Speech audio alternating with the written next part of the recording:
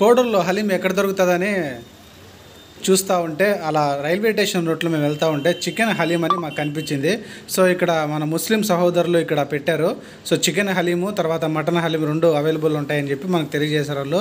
So మేమైతే first chicken haleem taste చూద్దామని చెప్పి మేము 1/4 కిలో అయితే మేము తీసుకున్నాం. 150 రూపీస్ మాకు 1/4 కిలో పడింది. సో అన్న అయితే ఇస్తూ ఉన్నాడు చూడండి. మేము అక్కడే తినడానికైతే ఒక చిన్న కప్పులు వేసి ఇస్తూ ఉన్నాడు. సో ఫస్ట్ చికెన్ హలీం వేసాడు, తర్వాత డ్రై ఆనియన్స్ చల్లాడు, తర్వాత కొత్తిమీర, తర్వాత కొన్ని జీడిపప్పులు మంచిగా బాగా నెయ్యిలో వేయించినట్టు వేసాడు.